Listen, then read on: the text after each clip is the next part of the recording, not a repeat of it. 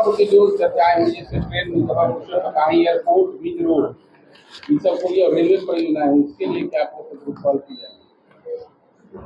देखिए, विकसित बिहार विकसित भारत के लिए बजट है। और जैसा कि हमारे सुशील प्रधानमंत्री का एक सपना है कि भारत को विकसित राष्ट्र बनाने का, परम वैभवशाली राष्ट्र बनाने का, तो उस कड़ी में बिहार का भी विकास निश्चित रूप से मायने रखता है। और इसीलिए बिहार के लिए विशेष रूप से ध्यान रखा गया है।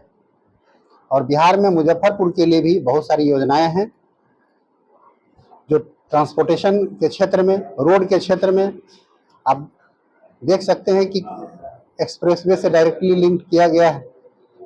और यहाँ से दिल्ली जाने के लिए, यूपी के अलग अलग क्षेत्रों में जाने के लिए, बिहार के अलग अलग क्षेत्रों में जाने के लिए अब इजी एक्सेसिबिलिटी होगी, लोग आसानी से पहुँच पाएंगे।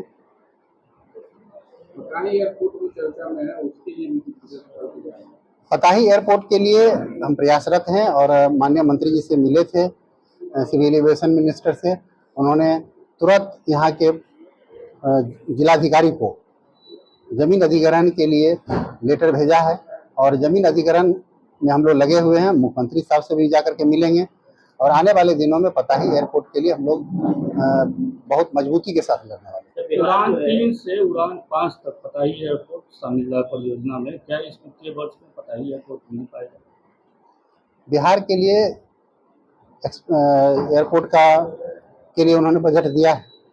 अब उसमें हम लोग प्रयास में है कि जमीन अधिग्रहण अगर हम लोग करने में कामयाब होते हैं तो निश्चित रूप से बिहार में मुजफ्फरपुर प्रायोरिटीज में रहेगा।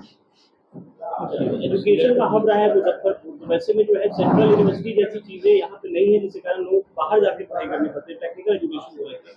क्या आप इसको लेकर आवाज उठाएंगे या फिर इस बजट में तो नहीं? निश्चित रूप से ये एक बहुत अच्छा मुद्दा है। और आपकी जानकारी के लिए मैं बता दूं, कल मैं माननीय MSME मंत्री आदरणीय जीतन राम मांझी जी से मिला था जा करके, और उनसे यहाँ के क्षेत्र में, यहाँ के लिए स्पेशली एक टेक्निकल जो यहाँ के लोगों को MSME के क्षेत्र में बढ़ावा दे, ट्रेनिंग दे, लोगों को रोजगार देने का काम करे, ऐसे ट्रेनिंग इंस्टीट्यूट की भी मांग की है और मेरा प्रयास है कि वो यहाँ स्थापित करें। रेल बजट की बात की जाए तो वरिष्ठ नागरिकों को मिलने वाली सब्सिडी इस बार भी नहीं। मिडिल क्लास फैमिली होते हैं वो ट्रेन के बजाय ट्रेनों में ही सफर करते हैं। ट्रेन में वरिष्ठ नागरिकों को जो छूट दी जाती थी वो करते हैं। देखिए, सरकार का प्रयास है कि समाज के हर लोगों का विकास हो, सब लोगों को मदद मिले। उस कड़ी में उनका भी ध्यान रखा गया है, ऐसा नहीं है। और आगे भी जो लोग छूट गए हैं उनको आगे ध्यान रखा जाएगा। बजट की बात कर रहे हैं, खास करके विपक्ष मुद्दा उठा रहा है कि बिहार के साथ शौचालय व्यवहार किया गया, विशेष राष्ट्रीय दर्जा जो मांग थी वो नहीं पूरी। देखिए, विपक्ष को आप एक बात पूछिए कि विपक्ष जब यूपीए की सरकार थी तो रघुराम राजन जो आयोग बना था विशेष राज्य के दर्जा के लिए, यूपीए की सरकार में रघुराम राजन आयोग ने ही खारिज किया था कि बिहार को विशेष राज्य का दर्जा नहीं मिला। उस समय ये लोग कहाँ थे?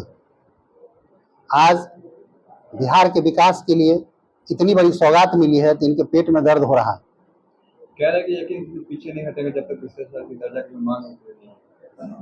तो उस समय कहाँ चले गए थे जब जिस समय रघुराम राजन रिपोर्ट जो है दिया था कि बिहार को विशेष राज्य का दर्जा नहीं मिल सकता? उस समय तो नहीं प्रयास कर रहे थे। यूपीए की सरकार थी, इतने दिन यूपीए की सरकार रही, कभी विशेष राज्य के दर्जा की बात नहीं किए।